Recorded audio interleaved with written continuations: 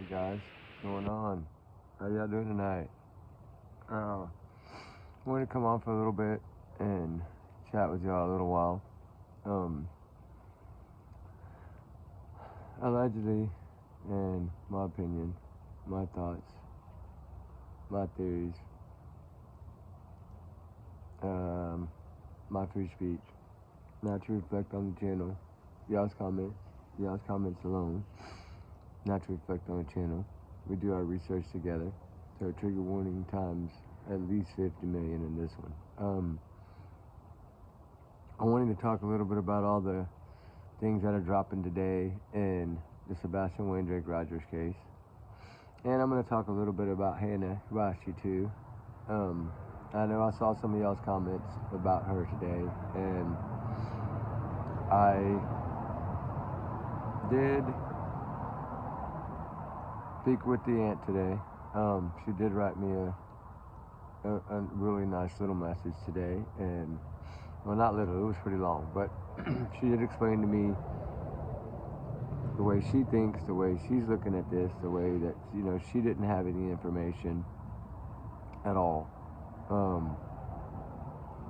until 2 hours before the press conference yesterday, to even know that the video existed until then, right? So I do want to say that when you just find out, like right before it's going to go on, you don't really have time to even digest, right? You're just kind of going by what they say, and of course you have to take what they say seriously because they are LAPD, right? So it's not saying that she doesn't believe what they're saying. She just feels like, could this be that she's forced to have done this, or could this be that she willingly did this, right? We don't know. But I understand her point. She really wants to visit with her face to face. However, they need to do it to try to make sure that she's okay and that she's doing this by 100% her choice, Hannah's choice, right?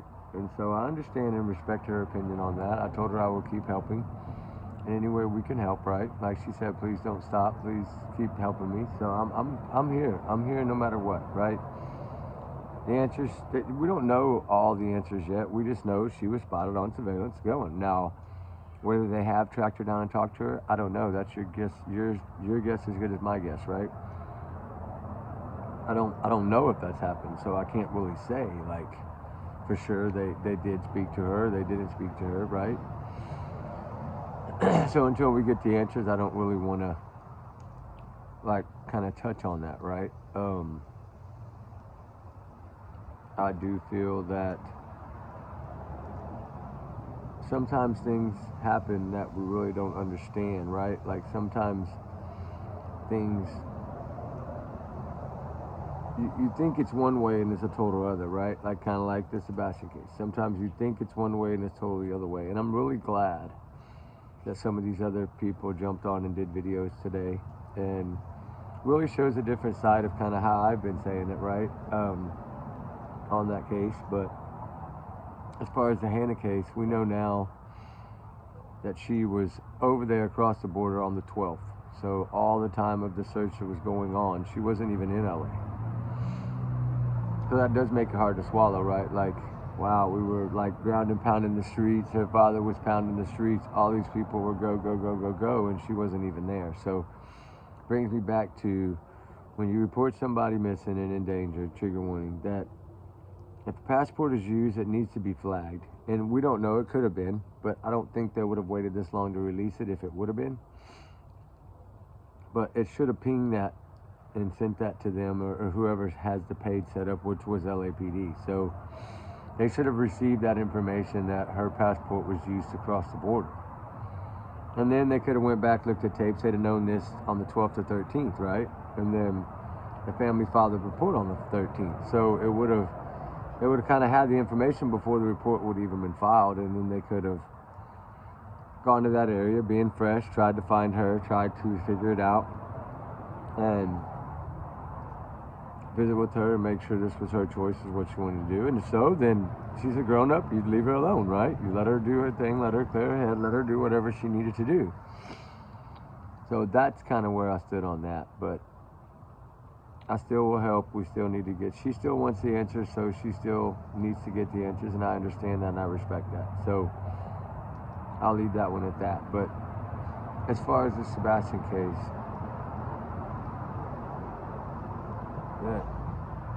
those things that came out today shed a little, not really much more light, but it puts it in a way to understand it a little bit more, right?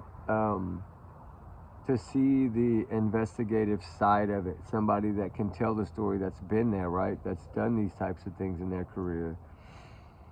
And wonderful job, by the way. That was a wonderful job. He didn't really speculate too much on anything. He just kind of basically went on what he was able to dig up, which is kind of how I've always done this case. Like, trying to understand why the things went the way they went, right? And it brings us back to, of course, that day. And then what transpired that night or that early morning hours, right? Like he brought up in the video. I always say Tinkerbell, whatever you want to say it, right? The flashlight video, the light video, the lantern video, whatever you want to call it, right? He did really make sense of it. Like I always said, that was something that I don't think they wanted to get released. I think that was one of their clues they were holding on to, and that's why when he asked him about it, he was like, it's no value or it is valued, we don't know, right? Like, he didn't want to really speculate or say anything on the video, because that was one of the only clues that I think that they were keeping to them, and it was like, dang, it got out. He was 100% correct on that, because I felt the same exact way, and I've told you that before. I think they felt like, dang, somebody got us, right? Like somebody gave out our one little piece of the puzzle that we didn't want nobody to have yet. And that's why they really didn't go into great detail about it, right? Is because I think they wanted to hold that tight until they got further along in the investigation, and possibly all the way maybe to court. Who knows, right? But he did have a really good point as far as, like I always wonder why on the 29th they chose to leave, and why. And I always said there could have been some threats, there could have been these things that were going on, trigger warning, that made them do the way they did. But I know I experienced some of the same things firsthand. I mean, it wasn't like that, but it was still people trying to run me away, right? And so I know those things did exist. I mean, they did exist. They do exist right now to this day there. And I don't know why these people do this or choose to do it this way, but they do. Like I said, maybe they're tired of people being in their town and they just want everybody to go and get it back to peace and quiet, right? Maybe they're not understanding enough to put this child's being found before their peace, right? Like, small town, they're like, man, I wish this would just go back to normal, right? Like, let's see if we can just run them off and maybe it'll go back to normal. And that's not the correct way to do it, I get it, but maybe that's the way that they feel that they need to do it, right, for them. And so we kind of have to look at it as, I mean, nobody's been, I don't believe, like, physically hurt in this. I think they've been run off, but I don't think they've been actually, like, hurt, right? Like, nobody's thrown anything at them or anything like that, I don't believe. And it's possible, but I don't think so. But if you look at the video, I've watched it several times, and the way he broke it down was pretty good, as far as you kind of see them interact, right? And then they kind of go out and then they come back in, right? And then they like, basically, like, for just a little bit, short, brief minute, not even a minute, just seconds probably, but they kind of interacted within, and then one came back. And that's what I always said, if that was him and he did leave, why did he come back, and then where is he? So to me, the coincidences of that it could have been something totally different, right, are very slim. I mean, very slim on that exact same night, right? If it had been the next day or the day before, yeah, we could have looked at it differently. But I always felt like that was the one piece that might hold the whole entire key, right? And I know it was dark, so it was hard to see, but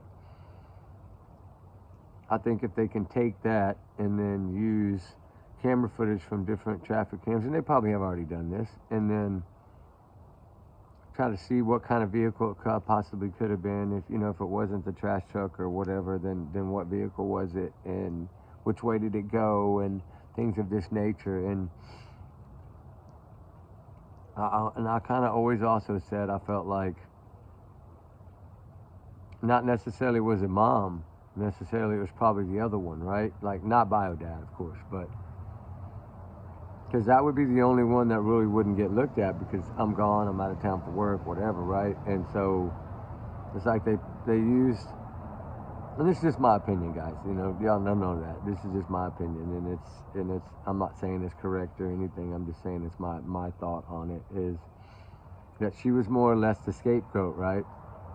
And I mean, I hate to put it that way, but it is like more or less like they knew that she was going to get like probably drilled and hammered and questioned, and you know what I mean? So like it makes you wonder, right? Like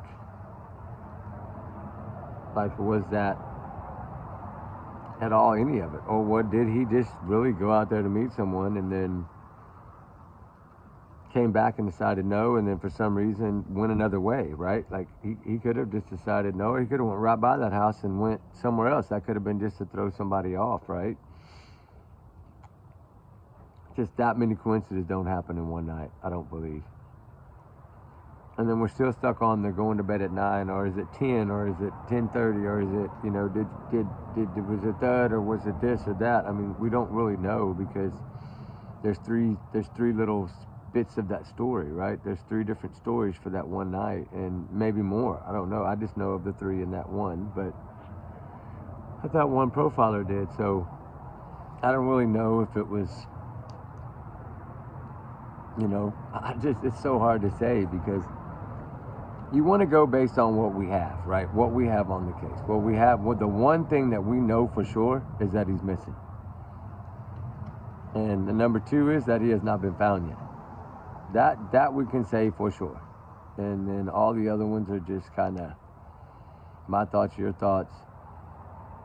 But I like kind of how it was brought up about they didn't really like try to have their back as far as not letting them speak. They kind of like just left it up to the press. Like it's free game. If you want to go hound them, right? Like, and I'm sure, I guess they probably thought in their head, well, maybe they should get out and say a little something, right? Like at least say something or beg and plead a little bit, even if it's 5 minutes, right? Like something.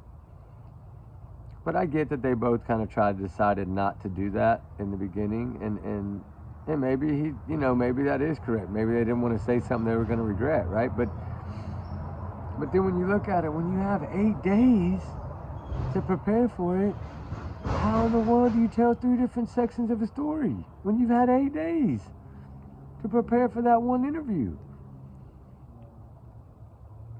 That did not make sense. And that's kind of what I looked at. I was like, well, they had all this time. They waited. They didn't want to twist over their tongue or say something that they regretted saying or get it shredded apart to a million pieces like it has done now. But was it that? Was it the scratch marks? Was there bite marks? We don't know. I mean, we know what it looks like to us, but we don't really know what it was, and we don't know how it looked 8 days prior, before that interview. I know if it looked that bad 8 days later, I can't imagine what it would have looked like the first day. And that's what kind of told me, okay, even if it was the dog, but you were gone. So if you were gone, how'd the dog get you? I mean, unless it was when he came back, right? Which, I mean, he wasn't there very long, I don't think. I think he was there for a little while the one night, and then boom, the next day he was gone. Then he was gone for 17 hours, and he came back the following day or whatever. So he wasn't there a lot, so I don't know. I mean, if they would have been fresh, you would have known they were fresh, right? They looked like they had been there a while, and that's kind of why I say that. Like, if you want to blame it on the dogs, then if you weren't there, how'd the dogs get you? That's another way to look at it, I guess. And of course, that's just my thoughts, but my opinions and my free speech. But technically, we really don't know, right? We don't know. We don't know if this kid grabbed his flashlight, no shoes, no nothing else, and just left in sweatshirt and pants. I mean, I know his dad said there's no way he would have left without shoes. So we have to look at that point. But did he decide that, okay, well, I'll just put on double socks or whatever? And did he have an extra backpack somewhere? Or did he have extra clothes somewhere that he had been hiding or putting up? And I mean, we really don't know. But I think that if he would have ran away, he would have been found by now, as much as they searched. Unless he jumped in a car and was gone. Look at Hannah, right? We're over here looking for her for 3 weeks in downtown LA, and she crossed the next day, the day after, like, she quit answering the phone. You see how fast it can happen like that night. Maybe he did get in the car and go, but I just still don't understand why somebody would have came back. That part doesn't make sense. Like, if it wasn't for that light source coming back to that backyard, then I could say, yeah, there's 50-50, this kid ran away. But when the light came back, it makes it almost like there's no way this kid ran away. But I don't know, it's so confusing. It needs to be talked about in a positive way. I get it, right? It needs to be done in another way. But if you watch that investigation show today, it seemed like only Seth and Katie took the polygraphs, because supposedly he wasn't around, so he wasn't obligated to take one. But then I thought he took 2 or he took 1. That's what somebody was saying. So did he take any or did he not take them? I mean, different people have different opinions on it. Like he said in that one, he knows for sure that she took 1 and passed 1. Seth took 1 and passed 1, but he didn't say the other one took 1 and passed 1, and then he didn't say anybody was cleared yet. And I know we haven't heard that yet. They're cooperating. We get that. They are cooperating, but they're not cleared as anything. I mean, that hasn't been said by Eric Craddock or any of them guys or FBI or anybody else. And I learned something new too, that the reward's $200,000. I did not really know it was that much. I knew it was 50 from FBI, but I didn't know it was up to 200,000 now. That's an awful lot of money for somebody to give one little piece to the puzzle, right? That ought to get somebody talking. Unless the ones that need to talk are the ones that aren't talking. And then that $200,000 does no good. But the poor baby needs to be found. They need to get him home, no matter what the situation. There needs to be justice done if need to be. It's just all these things. It's just so hard, guys. And the more you dig on it, the more you look at it, kind of like I think there's a car now involved or something, maybe I don't know if that's speculation. I mean, I haven't heard it from any law enforcement, and I didn't hear it today on kind of like the detectives talking about it, as far as they didn't say anything about a car or anybody in a rain slicker or a hoodie, or, we didn't hear any of that from those people, like the main people, like TBI, FBI, or Sheriff's Office. So, I mean, I don't know. It's so hard to know what's been vetted, what's not been vetted. So until we can get something like that to come out from one of those sources that's handling the case, we really can't say for sure if it is or isn't. Like I said, the one thing we know is that he's missing and hasn't been found. That is the truth. How he went missing, why he went missing, where he went missing, we don't know. Not yet. I mean, it'll all come out, I believe. I believe it's going to come out, and it'll come out when it's supposed to come out. But and the digging, yes, needs to. You still need to dig on these things, and people need to break this stuff down and dig on it a little bit. And it's interesting to see how certain people that have done this all their life look at it compared to how we look at it, right? Some of us, I know, this is like. You take this, and this, and then they run with it as fact when we know it, when they pretty much know it's not fact. And that's what makes it so hard for them to come out and say anything, because they feel like if they come out and try to say anything, people are going to change it all around and make a whole new fact out of it. So I get that point. I do feel that, like I said, I do feel that that light video was something that they did not want to leak. And I feel like the Roadhouse clips, was only showed a part of it for a reason. I think that might have something in it that they really want. And maybe that does. Maybe that does have the Nissan car or the hoodie or something like that. Maybe it is in that video and they don't want to share it yet. I mean, that we don't know because they're not showing it and they haven't showed it publicly. And then Biodad has seen some of it, but he only saw a little bitty bit of it. And that's what he said, for sure. I only saw a little piece of it, right? But he also came out and said it was a trash truck. And that's what he was told, right? He's going by what he was told because he feels like he trusts the law enforcement. But I understand that on the investigative side, when anybody's a suspect until they figure it out, they don't want to share hardly any of it, right? Pretty much any of it. Like, they just want to share what little bit they need to share to prove their point of, okay, here's your proof of life, here it is. That's your clip, 1 minute, 30 seconds, whatever it may have been. That's your proof to know, okay, look, he's going to the car. Well, what about the rest of the video?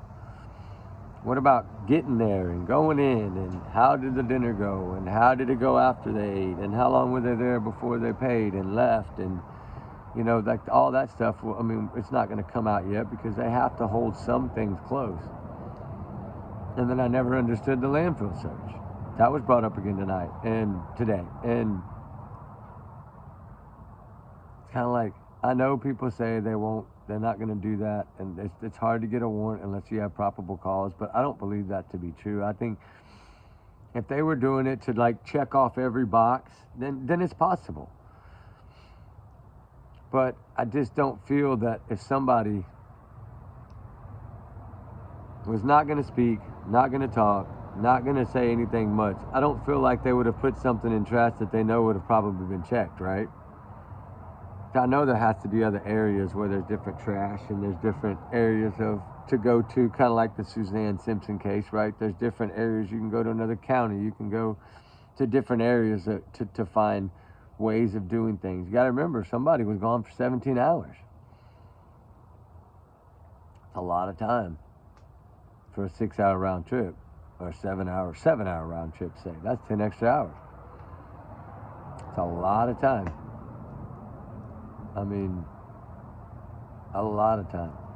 But it could have been all just the same. Everybody could have been at work. Everybody could have been where they said they were. And it's just a magical, like, Tinkerbell lights and people are floating and flying away, right? Like, it's, I mean, we don't know, but I mean, we know that nobody's going to fly or float, but you get what I'm trying to say. It's like, I mean, we're damned if we do, damned if we don't. Trigger warning on that. But you know what I'm saying? Like, if it's so hard to understand all the taunting in the I'm this person, I'm changing my voice this way, I'm changing my voice that way. That's some of the things that it's almost like it was taunting or like trying to pick on people with special needs. Like that just rubbed me the wrong way, and I'm sure a lot of y'all the wrong way, right? And of course that's just my opinion, but man, I don't understand why these other people are not talking about these. I guess because it really has nothing to do with the case itself, and that's why they don't talk about it. But down deep they're all thinking about it. And they're all probably trying to dissect it, like, why would you get on this show and do this? Why would you get on this show and do this? Why would you get on this show and do this? And then you have one that's okay, then one that's kind of different, and then one that changes the story 3 times. And it's just so much that makes it so hard to understand. Like I said, maybe they didn't search for that reason. Maybe they didn't get out because they were worried. Maybe they were receiving threats. But then when you look at, if you're receiving threats, then why are you giving threats as well? Like that's the double standard. Like if you're gonna sit there and jump on people's channels and talk all this craziness, then why would I think you would be scared of somebody sending you a message or saying something to you? Like, that's not gonna make you run, right? That's your ground. You're gonna stand your ground. That's your home. You're not gonna run from it. You might go inside, close the door, and lock it, but you're not gonna run from it. I don't think. I mean, but that's, like I said, that's my opinion. I don't know really there on any of that. I haven't heard all of those things. I haven't really paid them a lot of mind, to be honest. Like, because I think it was just a bunch of BS, and it was just somebody being hateful. And why, I don't know. Maybe they were tired of all the drama. Maybe they were trying to create more drama. Maybe they were trying to take tension away from something else. I don't know. There's just so much that it could have been of why it happened. And I always come back to maybe they were trying to put the attention on something else. But what, right? Like, what were they doing? All right, guys, sorry about that. But it's just one of these things that you feel like what made it all happen, right? Like, what made it all come about? Was it just an anger thing? Was it just to be funny? Was it, when it's not a funny situation, right? That's not a funny situation at all. Like, it's not funny when somebody's missing. You know what I'm saying? That's not funny at all. That's sad. That's heartbreaking. And especially when you have the other side over here with his mom and the grandma, and they're all out here begging and going to all these different candle lightings and prayer visual things and all this stuff, and then the other side's not doing anything but showing up to one in a cocky mood, right? And I know there's been a lot of roller coasters, but it's what makes it so hard to talk about, because if you try to say something, it always gets turned around, or it gets twisted, or it gets like talked about in a different way, right? Like, well, you shouldn't be talking about this because you don't know what you're talking about. And that's why I say it's just opinions. It's just my opinion, just like everybody else is coming on talking about it. It's just their opinion, right? It's like, I mean, there's not saying that everything out here is fact. It's not, right? There's a lot of speculation in this case, a whole lot. And it's because people want to know so bad the answers that they just start trying to hear little bits and pieces from everywhere. Like you said, like different areas of Facebooks and Reddits and all these different places, right? That there's so much you can go read about, not knowing what is fact, what is not fact. I mean, like I said, the only one fact that we know is the kid's missing. He was gone that morning. Whether it was 3 in the morning or midnight or 11 p.m. or 5 in the morning or 5:45 in the morning. I mean, we don't know.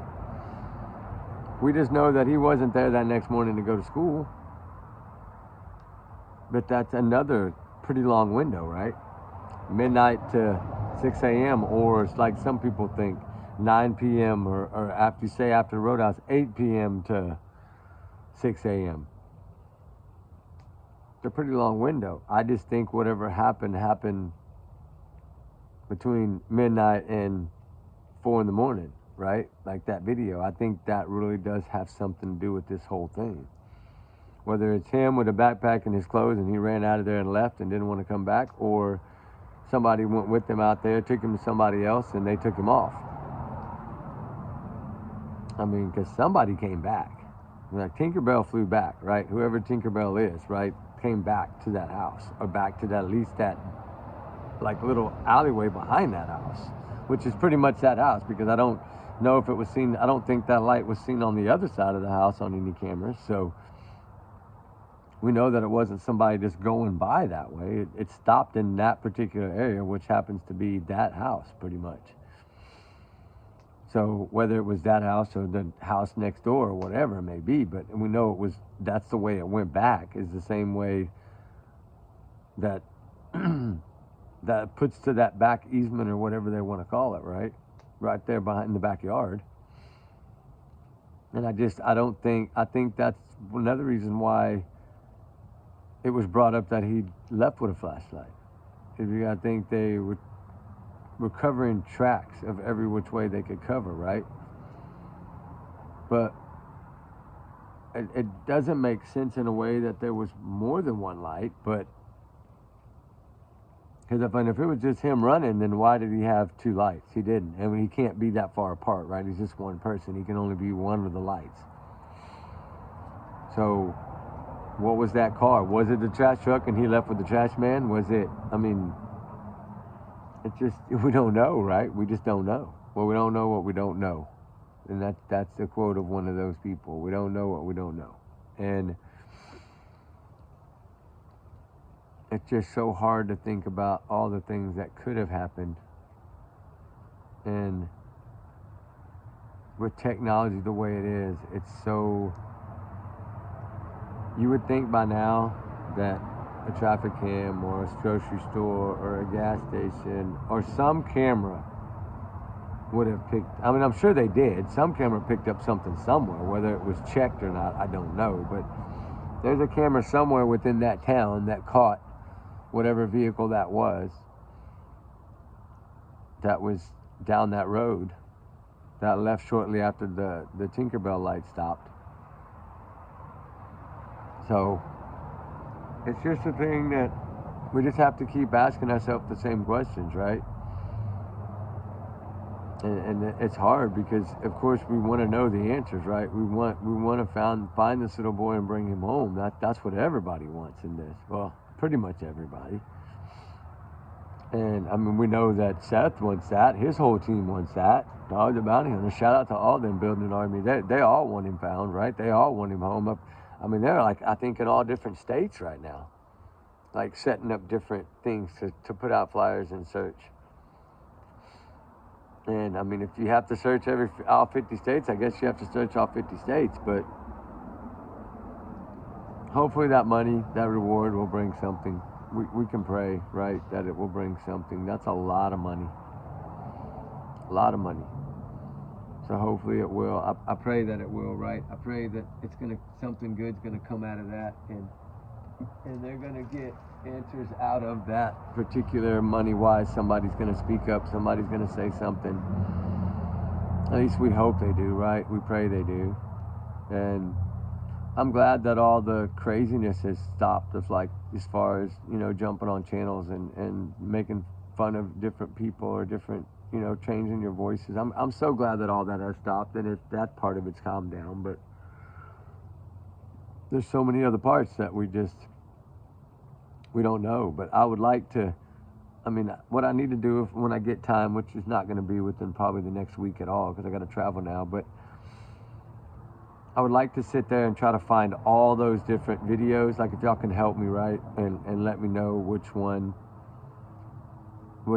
had what in it, right, so I can kind of break them all down and write everything down that was said in these things, and whether it was, wonderful things shared about the young man, or whether it was, pretending to be somebody else you're not, and talking about whatever, Sling Blade or whatever. I mean, I didn't hear it, so I don't know, but I think that's what's going around, something like that. But, and then if we can somehow try to figure out, I wish we knew the measurements, right? Like the footage of those light sources, like how far they were. I wish somebody could figure out the footage. Like, if somebody could talk to one of those neighbors, maybe I'll try that and see if I can put a light there and see if we can try to get it to where we can kind of find the exact path of what was walked, right? Then we would know more. Does it lead to that house? Does it lead to a different house, right? Like, does it lead right there behind that house or right behind the other house? Like, that's what I would like to know is how far away was the source?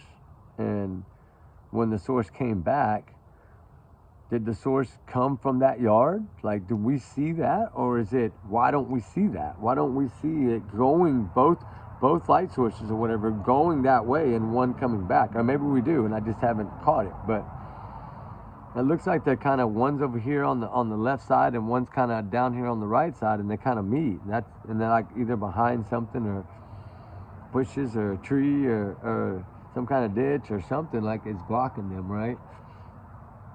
And then after they do that, whatever they did, meet or whatever, then one comes back and one, poof, and they move quickly after that. So that's what it was kind of a slow moving process at first, but and I know people say that people walked up. I don't think somebody would be walking a dog at 3 something in the morning. I mean, it's possible, I guess, but why have a car down there? And why didn't it come down that road? Why did it completely turn around and go the other way? I mean, if it's a trash truck, it's going to run up and back and forth down all the roads, right? Picking up trash. Plus, it's going to have some little strobe lights or blinking lights, some sort of blinking light somewhere. And you would have definitely picked that up. Unless it was, you know, like somebody I think said way up on that other hill or something, and maybe that it was that far away. Like if you're talking that far away, then that could be way different. But then if that's the case, then where did the light sources go? Because you know, one of them went towards that way. So if that was a trash truck way on another street, then where did that light source go? Because they searched that entire area. I mean, on foot with dogs, everything. Like that area was swept really good. Plus, I think all the neighbors, you know, kind of searched their own property there. So, I mean, if that would have been the case, it would that light or something would have been found there.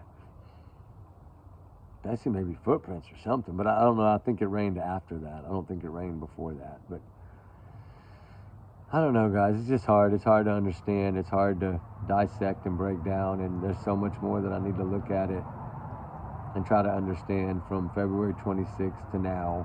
The poor little boy's birthday's coming up pretty soon. Bless his heart, and he needs to be found. You know, his birthday is going to be, 16? Oh, wow. It's a good age, too, right?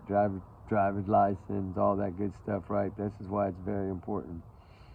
You keep the prayers, keep spreading that reward money. I did not realize it was that high. That kind of money will get somebody moving and get somebody talking. I hope and pray it will anyway. But I didn't want to keep y'all too long tonight. It's, you know, I gave y'all about 40 minutes, and I don't know if y'all, you know, make it through the whole thing, but I did kind of want to come on and break that down. I wanted to bring up Hannah a little bit because I feel really bad for Aunt Lorene, and I know she's fighting so hard to try to find out why this is happening and what's the reason behind it. And I feel like Seth is out there struggling to try to find Sebastin, and he has a lot of help, yes, but he can always use prayers, right? The more prayers, the better, right? And I'm so happy that he has his channel and he can put stuff out there, and you know, he can push that narrative and keep it out there, right? Like he doesn't need, now he can keep spreading the awareness so it doesn't get cold and things don't start slowing down again.